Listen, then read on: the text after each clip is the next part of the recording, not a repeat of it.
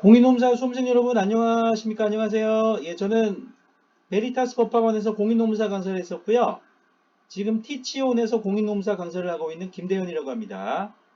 자, 저희가 이번 시간에는 공인노무사 경영학개론 2020년 기출문제풀이를 진행하겠습니다. 그래서 오늘 이제 풀어보신 시험 문제는 이제 2021년 공인노무사 1차 제1차 시험 경영학개론 시험 문제는 시험 이제 진행은 끝났지만요. 2022년 이후 공인노무사 경영학개론 제1차 시험 문제를 푸실 때 오늘 푸신 내용이 도움이 되실 수가 있겠습니다. 자, 1번 페로 교수님, 그죠? 페로 교수님이 제시한 기술 분류 기준으로 옳은 것을 모두 고른 것은 1번의 정답은 3번이 되겠습니다. 그래서 페로 교수님은 이제 상황 적응 이론가로 분류가 되시는데요. 그러니까 그 기업의 상황 변수로서의 조직 기술에 따른 조직 구조가 어떻게 설계가 되는지를 이제 이론을 제시하셨죠. 자, 그래서 두 가지 기준이 활용이 됩니다. 그래서 기술 분류 기준들로는 이제 분류 기준 과제 다양성 또는 과업 다양성이 활용됐고요. 그리고 분석 가능성 또는 문제의 분석 가능성이에요. 그래서 과제 다양성도 낮고 분석 가능성이 낮은 경우를 저희가 장인 기술이라고 하고요. 과제의 다양성이 높고 분석 가능성이 낮은 경우를 비일상 기술이라고 하고요. 과제 다양성은 낮지만은 분석 가능성이 높은 경우를 일상 기술이라고 하고요. 과제 다양성이 높지만은 분석 가능성도 높은 예, 이런 경우를 공학 기술이라고 합니다. 자, 그래서 이 네 가지 기술 유형으로 분류가 되고요. 그래서 장인 기술은 조직 구조, 대체로 유기적인 조직 구조하고 연결이 됩니다. 자, 그리고 비일상 기술은 이제 유기적 조직 구조하고 연결이 되고요. 일상 기술은 기계적 조직 구조와 연결이 됩니다. 그리고 공학 기술은 대체로 기계적인 조직 구조와 연결된다고 보시면 되겠습니다. 자, 그래서 이제 1번의 정답은 저희가 3번, 니은과 미음을 하셔서, 과업 다양성 또는 과제 다양성, 분석 가능성 또는 문제 분석 가능성, 이 두 가지 기준들이 활용이 됐다. 이렇게 보시면 되겠습니다. 네, 경영 중인론 시험지 풀어보셨고, 그 다음에 이제 두 번째 경영 전략론 시험지를 풀어보겠습니다. 2번 주식회사 한국은 정부의 대규모 사업에 참여하면서 다수 기업 내지는 기업들과 공동 출자를 하고자 합니다. 이 전략 유형에 해당하는 것은 자, 그래서 2번의 정답은 4번 컨소시엄이 되겠습니다. 컨소시엄이라는 표현 많이 들어보셨죠? 여러 다수의 기업들과 공동 출자를 해서 정부의 대규모 사업이나 기타 여러 이제 발주 사업들에 참여하는 형태가 되겠어요. 그래서 그런 형태를 저희가 컨소시엄이라고 합니다. 이거 그냥 알아두시고요. 그래서 2번의 정답은 4번이 되겠습니다. 컨소시엄이죠. 자, 3번의 경영조직론 시험제를 풀어보겠습니다. 매트릭스 조직의 장점에 해당하지 않는 것은 그래서요. 정답은 1번이 되겠습니다. 매트릭스 조직 구조는 저희가 이제 기능형 조직 구조와 사업부 조직 구조 등을 이제 크로스 시켜서 이제 환경의 불확실성이나 이제 복합적인 환경으로부터의 어떤 여러 복합 수요에 대응을 하기 위해서 조직 구성원들의 다 기술들의 확보 또는 다기능화를 추진해서 이렇게 조직의 어떤 유연성을 확보하는 그런 조직 구조가 되겠습니다. 그래서 유연성 확보. 그래서 3번에 있죠. 인적 자원의 유연한 활용이 있습니다. 그래서 이제 매트릭스 조직 구조는 기능형 조직 구조와 사업부 조직 구조 등을 이제 크로스 시켜서 두 명의 직장 상관분들을 이제 두게 하는 거예요. 조직 구성원들이요. 그래서 이번에 환경의 불확실성이나 이런 여러 복합 수요에 신속한 대응이 가능하고요. 3번에 인적 자원의 유연한 활용이 가능합니다. 자, 그리고 이제 조직 구성원들이 다기술들을 확보하고 다기능들을 확보하시다 보니까 제품 다양성 확보가 될 수 있고요. 그리고 조직 구성원분들이 이제 두 명의 직장 상관분들을 두시는 동시에 직무 순환, 잡 로테이션을 하시게 되면 다양한 역량들을 확보하실 수 있는 구성원들의 역량 향상 기회가 제공되는 조직 구조를 매트릭스 조직 구조라고 합니다. 자, 그런데 이런 장점들이 있는 반면에 매트릭스 조직 구조의 단점은 두 명의 직장 상관분들을 둠으로써 이게 이제 명령 통일의 원리에 위배가 됩니다. 그래서 저희가 이제 균리 교신하고 어휘 교신의 명령 통일의 원리에 위배가 되는데요. 그래서 조직 구성원들이 아까는 두 명의 직장 상관들을 두면서 이제 눈치 보기를 하거나 이런 두 명의 직장 상관들 간에 이제 갈등이 발생할 수가 있어요. 그래서 이런 갈등 해결에 좀 어려움이 발생할 수 있다. 갈등 해결에 그죠? 이것이 이 매트릭스 조직 구조의 단점에 해당됩니다. 그래서 3번에 1번 구성원들 간의 갈등 해결이 용이하지 않고요. 갈등이 발생했을 때 눈치 보기를 하거나 조직 구성원들이 갈등 해결이 좀 어려워질 수 있다. 이런 매트릭스 조직 구조의 단점이 있습니다. 그래서 3번의 정답은 1번을 하시면 되겠습니다. 자, 인사노무관리론 시험제를 풀어보겠습니다. 4번이죠. 사용자가 노동조합의 정당한 활동을 방해하는 것은 정답은 3번 부당노동행위가 되겠습니다. 자, 1번의 태업이라고 하는 것은 이제 특히 근로자분들이나 노동자분들이 약간의 일종의 그 쟁의 행위의 일환으로 약간 그 근로활동을 좀 게을리 하시는 것이죠. 그래서 노동 생산성이 낮아지는 형태가 되겠습니다. 그것을 태업이라고 하고요. 두 번째 단체 교섭이라고 하는 것은 이제 근로조건들, 예를 들면 뭐 임금 조건이나 복리후생 혜택들과 관련된 여러 이제 근로조건들을 그죠? 결정하고 협의하기 위해서 사용자분들하고 이제 노동자분들이 노동조합 또는 근로자분들이 이렇게 교섭 활동을 하는 형태를 저희가 단체 교섭이라고 합니다. 그래서 직접적으로 기업 단위로 이것이 될 수도 있지만은 여러 기업들이 연합을 구성하실 수도 있고요. 또 상부 노조 내지는 사용자 단체라고 또 있어요. 그래서 이제 그 사용자 단체들로는 뭐 전경련도 있고요. 뭐 한국 그 전경련이나 경총 이런 데가 있죠. 대한상인 경총, 전경련. 그리고 이제 노동조합들로는요. 상위 그 노동조합들로는 뭐 한국노총이나 민주노총, 그죠? 그런 이제 노동조합들이 있겠습니다. 그래서 그런 이제 근로조건들을 결정을 하기 위한 교섭활동에 해당되는 단체 교섭이 있고요. 그리고 사용자가 노동조합의 정당한 활동을 방해하는 것은 이제 부당노동행위라고 하고요. 그리고 근로자분들이나 노동자분들이 근로조건들이나 기타 여러 이제 그런 업무 프로세스 등과 연계해서 이제 요구하는 내용들을 이제 그 사용자분들이 수용하시도록 하기 위해서 쟁의 활동들을 하는 노동쟁의가 있어요. 그죠? 자, 그리고 1번 태업과 비슷합니다만은 약간은 근로자분들이나 노동자분들이 그 법이나 규칙을 준수하면서 약간은 규정된 업무만 처리하고 약간은 노동 생산성을 낮추는 그런 형태의 또 준법투쟁이라는 활동도 있습니다. 그래서 4번의 정답은 3번 부당노동행위가 되겠습니다. 5번 이제 뭐, 자, 5번은 경영조직론 시험제가 되겠습니다. 로버트 하우스, 알 하우스 교수님이 제시하신 경로 목표 이론이라는 리더십 이론이 있죠. 그 리더십 유형에 해당하지 않는 것은 자, 로버트 하우스 교수님의 그 알 하우스 교수님의 그 리더십 그 경로 목표 이론은요. 저희가 동기부여 이론, 과정 이론의 과정 이론이 동기부여 이론의 그 부름 교수님의 기대 이론이라고 있어요. 그것을 리더십 이론에 접목을 해서 리더분들의 행동 스타일과 연계된 리더십 그 유형을 지시적 리더십, 지원적 리더십, 참여적 리더십, 성취지향적 리더십으로 분류를 하시고요. 그리고 작업 특성 및 부하 특성이라는 조절 변수들의 영향을 받아서 그 조직 구성원분들, 부하 직원분들의 어떤 부름 교수님의 기대 이론에 나오는 노력을 투입했을 때 성과가 주어지리라는 기대, 또 성과를 달성했을 때 보상이 주어지리라는 기대, 또는 이제 이것을 이제 이론을 발전시키고 부하의 목표와 연계해서 유인가라는 것도 또 분석이 될 수가 있겠어요. 그죠? 이런 형태로 이제 그 부름 교수님의 기대 이론을 리더의 행동 스타일에 따른 리더십 유형에 접목을 해서 결국 리더십의 효과성에 해당되는 부하분들이 추구하고자 하는 목표의 달성 정도, 만족, 보상, 복지로 해서 리더십의 효과성을 저희가 분석을 하는 리더십 경로 목표 이론이라고 있습니다. 그래서 5번의 정답은 1번이 되겠습니다. 그래서 지금 밑에 그림에서 보시는 것처럼 지시적 리더십, 지원적 리더십, 참여적 리더십을 저희가 참가적 리더십 이렇게 보셔도 되겠죠. 성취지향적 리더십은 붙여도 되고 띄어쓰셔도 됩니다. 자, 그래서 성취지향적 리더십 맞고요. 지원적 리더십. 자, 그래서 1번의 권한위임적 리더십은 경로 목표 이론에 포함되지 않습니다. 그죠? 1번의 권한위임적 리더십이 경로 목표 이론의 리더십 유형에 해당하지 않는다고 보시면 되겠습니다. 5번의 정답은 1번이고요. 6번 구성원들 간의 의사소통이 강력한 특정 리더에게 집중되는 유형은 조직 구성원분들이죠. 자, 그래서 정답은 3번 수레바퀴형이 되겠습니다. 자, 수레바퀴형은 다른 표현으로 바퀴형이라고도 하고요. 그죠? 정답은 3번이고요. 원형이나 완전 연결형은 약간은 조직 구성원들 간의 약간은 수평적이고도 좀 민주적이고 수평적인 이렇게 그죠? 원형이나 이제 완전 연결형이죠. 그런 이제 그 약간은 좀 그런 패턴의 커뮤니케이션 패턴이 되겠고요. 원형에서 좀 더 발전해서 이제 조직 구성원들 간에 서로 상호 간에 굉장히 활발한 커뮤니케이션이 이루어지는 패턴이 완전 연결형이 되어 있고요.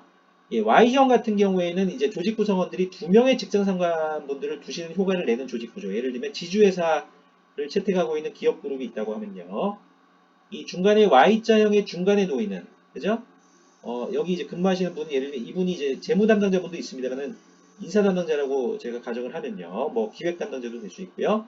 이 CEO분으로부터 직접 그 회사에 그죠? 지시를 받기도 하시지만요.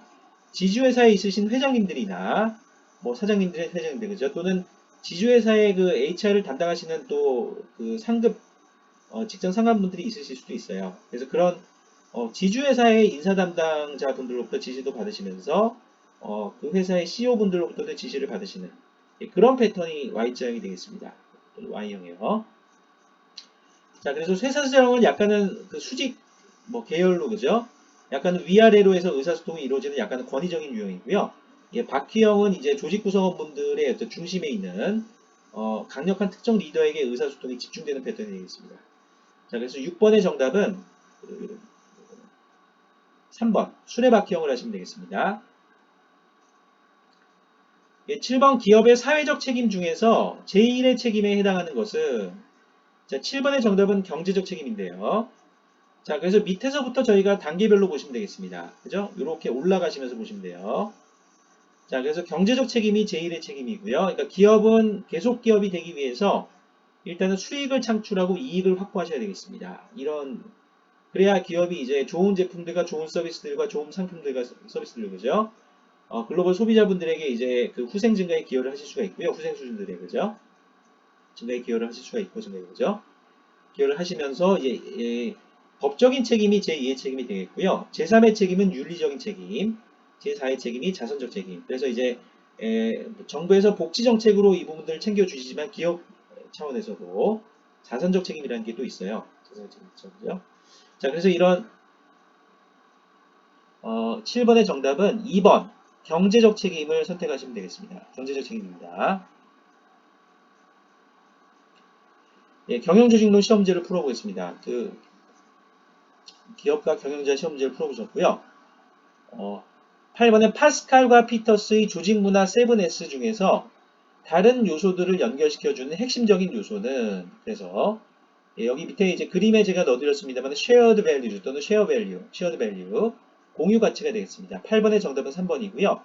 이 파스칼이란 분과 피터스란 분의 조직문화의 7S 모형은 그 맥킨지 이 두 분이 맥킨지라는 유명한 컨설팅 회사에서 근무하시는 컨설턴트 분들이었죠. 그래서 거기가 제시된 이론 모형이 되겠습니다. 그래서 이제 여기서 이제 다른 요소들을 연결시켜주는 핵심적인 요소는 shared value 또는 shared value 공유 가치가 되겠습니다. 그래서 8번의 정답은 3번을 하시면 되겠습니다. 예, 9번 부름 교수님이 제시한 기대 이론의 작동 순서로 올바른 것은 그죠? 예, 부름 교수님의 그 기대 이론은 이제 동기부여 이론의 과정 이론 중에 과정 이론에 해당되고요. 예, 그래서 조직 구성원분들이 노력을 투입했을 때 성과를 달성하리라는 기대. 그것을 1차 기대치라고 합니다. expectancy라고 하고요. 성과를 달성했을 때 보상이 주어지리라는 기대. 이것을 2차 기대치 또는 수단성이라고 합니다. instrumentality요. 그리고 그 주어지는 보상이 주어지는 조직 구성원들에게 가치, 각 조직 구성원들 각각의 가치를 가져다 주거나 의미가 있는, 그죠? 동기부여를 통해서 행동 변화를 유발할 수 있는 의미가 있는 그런 보상이 되어야 되겠습니다. 그것을 유인가 또는 유의성이라고 하고요. 이 세 가지의 곱으로 모티베이션 동기부여의 그 수준이 결정된다 정도가 그죠? 그런 이론이 부름 교수님의 기대 이론이고요. 9번의 정답은 1번을 하시면 되겠습니다. 그래서 기대감과 수단성, 유의성의 순서로 유의성 이렇게 의 흐름으로 그래서 기대감, 수단성, 유의성 이 세 가지 요소들의 곱으로 세 가지 구성 요소들의 곱으로 동기부여의 수준이 결정된다. 그것이 되겠습니다. 9번의 정답은 1번을 하시면 되겠습니다. 10번의 MBO에서 Management by Objectives라고 하죠. 이제 조직 구성원분들하고 직장 상관분들하고 조직 구성원분들이 합의를 통해서 연간 달성할 업무 목표들을 결정하시고 각각의 가중치들을 결정함으로써 조직 구성원분들이 자기 스스로 뭔가 목표 설정에 기여했다는 느낌을 들게 함으로써 뭔가 이제 동기부여를 유발하는 그런 MBO 방식이 되겠습니다. 오늘 대부분의 정부 조직들도 이걸 쓰시고요. 공공기관들도 이걸 쓰시고 민간기업들도 다 이걸 쓰시죠. 그죠? MBO에서 목표 설정 시 스마트 원칙이라고 있습니다. 옳지 않은 거죠. 그래서 MBO라는 저희가 목표 설정 기법은 인사 목표 설정 기법이죠. 그죠? 일종의 인사 평가 기법이라고 보셔도 되고요. 이것은 이제 피터 드러커 교수님하고 맥그리거, 그죠? 맥그리거라는 유명한 그 두 분의 교수님들에 의해서 발전이 됐고요. 자, 그래서 그 스마트 원칙이라고 있습니다. 목표 설정을 하실 때. 예, specific, 구체적이어야 한다 맞고요. 그래서 밑에 제가 글을 넣어드렸죠. 목표는 구체적인 행동 지표와 달성 정도 등이 예, 표현이 되어야 되겠습니다. 그래서 그냥 회사의 매출을 높인다 이것이 아니고요. 그 매출을 작년 대비 30% 증가시킨다. 그죠? 예, 이렇게 저희가 설정을 하셔야 되겠습니다. 예, 그래서 이제 이렇게 여기 이제 마침표가 약간 올라와 있는데 밑에 이렇게 하셔도 되겠습니다. 마침표. 마침표, 회사의 매출을 높인다 이렇게 표현되는 게 아니고요. 매출을 그죠? 작년 대비 30% 증가시킨다 이렇게 구체적으로 표현을 하시는 패턴이 되겠습니다. 그리고요. 자, 이번에 measurable 그 목표는 이제 측정하실 수 있어야 되겠는데요. 측정 가능한 목표가 수립되어야 한다가 되겠습니다. 그래서 이제 측정 지표가 제시, 정량적인 지표가 좋고요. 정성적인 목표를 설정하시더라도 약간은 좀 구체적으로 측정 가능한 목표가 수립되어야 한다는 것을 measurable이라고 합니다. 예를 들면 정량적 지표의 경우에는 비용 10% 절감, 절감 여부를 저희가 측정할 수 있죠. 그리고 정성적인 목표 같은 경우에는 제도 개선의 적절성 이런 것들을 별도의 저희가 지표들을 구성하셔서 이 정성적인 목표의 경우에도 measurable 측정을 하실 수가 있어야 되겠습니다. 자, 그리고 A는 aligned라고 하셔도 되고요. 이것을 achievable이라고 하셔도 돼요. 뭔가를 achievable, 달성할 수 있는 이게 이제 R로 넣으신 경우도 있는데 A로 넣어서 achievable, 그러니까 달성할 수 있는 목표여야 된다. 이렇게 보셔도 되고요. aligned라고 보셔도 됩니다. 그러니까 조직 목표와의 일치성이 있어야 한다. aligned with organizational goals가 되겠죠. 그래서 개인의 목표는 조직회사 사업 목표와 조직 또는 회사의 사업 목표와 연계되어야 한다는 것이고요. 회사의 전체 목표를 중심으로 하부 조직의 목표를 설정하고 개인 목표를 도출한다. 그런 의미가 되겠습니다. 또는 achievable, 달성할 수 있는 목표의 수준이 결정되어야 한다. 이런 A도 두 가지가 다 될 수 있고요. 자, R이라고 하는 것은 realistic and result oriented가 되겠습니다. 그래서 목표는 합리적이어야 하며 도전적이면서 실현 가능해야 한다도 되고요. 또 결과지향적이어야 한다. 이런 표현도 되겠습니다. 그래서 위에하고 밑에를 같이 지금 설명해 드리고 있습니다. 그래서 직원이 납득할 수 있는 범위 내에서 도전적인 수준에서 결정. 이것을 A의 achievable이라고 또 연결시키셔도 되고요. 그래서 이제 그렇게 이제 스마트 원칙을 결정하시는 경우에는 A를 achievable이라고 하시고 R을 result oriented 그냥 그렇게 하시는 경우도 있어요. 결과 지향적이다. 근데 이 두 가지를 다 보셔도 되겠습니다. 자, 그 다음에 T라고 하는 것은 time bound라고 있습니다. 그래서 목표치 구체적인 설정과 목표 달성에 대한 기한이 정해져야 한다. 이거를 time bounded라고 표현하는 경우도 있는데 그렇게 보시는 분이 그런 표현 별로 좋지 않는 것 같습니다. 그래서 bind라는 표현의 과거형 과거 분사가 bound가 되니까 time bound가 맞아요. 이렇게 표시하시는 것이 맞습니다. time bound, 목표치 구체적인 설정과 목표 달성에 대한 기한이 정해져야 한다. 자, 그래서 10번의 정답은 5번 훈련 가능하여야 한다. trainable이 아니고요. time bound가 되겠습니다. 그래서 10번의 정답은 5번을 하시면 되겠습니다. 예, 11번 주식회사 한국은 그죠? 만원에 상당하는 두루마리 화장지 가격을 9,990원으로 책정하였습니다. 이러한 가격 결정 방법은 자, 그래서 11번의 정답은 1번 단수 가격이 되겠습니다. 이런 거 많이 보셨을 거예요. 1,000원이 아니고 990원 이렇게 좀 싸게 느끼도록 해서 그 판매 활성화와 매출 활성화를 달성하는 그런 가격 설정 기법이 되겠죠. 그죠? 그래서 저희가 이제 그런 기법을 저희가 단수 가격이라고 저희가 보시면 되겠습니다. 그래서 그죠? 그래서 이제 그 LG전자의 스마트폰들도 있는데요. 윈 같은 경우에도 이런 형태의 이제 가격 전략을 취하실 수가 있겠어요. 그래서 이제 단수 가격은 오드 프라이싱이라고 합니다. 이건 뭐냐면 판매 가격에 굳이 단수를 붙이는 것으로 판매가, 매가에 대한 고객의 수용도를 높이고자 하는 의도가 담겨 있습니다. 예로 만원의 매가 대신에 9,989원 또는 9,990원으로 한다면 그 차이는 겨우 11원 또는 9,990원으로 하면 10원이죠. 11원이지만은 절대 가격보다 저렴하다는 느낌을 받게 됩니다. 그죠? 그래서 소비자분들이 이렇게 저렴하다는 느낌을 받으시게 되면, 그죠? 여기는 제가 주어를 안 넣어드렸는데 전반적으로 모든 분들이 그런 느낌을 받는다는 의미가 되겠어요. 그래서 그렇게 되면은 그 제품의 이제 매출이 활성화될 수 있다, 그런 의미가 되겠습니다. 그래서 자, 명성 가격이라고 하는 것은 저희가 프레스티지 프라이싱이라 그래서요. 자신의 명성이나 위신을 나타내는 제품의 경우에 일시적으로 가격이 오히려 높아짐에 따라서 수요가 증가되는 경향을 보이기도 합니다. 이를 이용하여 고가격으로 가격을 설정하는 방법이 되겠습니다. 그래서 단수 가격은 약간 가격을 낮추어서 좀 저렴하게, 그죠? 소비자분들이 느끼실 수 있도록 이제 하는 가격 설정의 방법이고요. 명성 가격은 오히려 높이는 방법이죠. 그죠? 기업가분들이 좋아하시겠죠? 명성 가격이 있고요.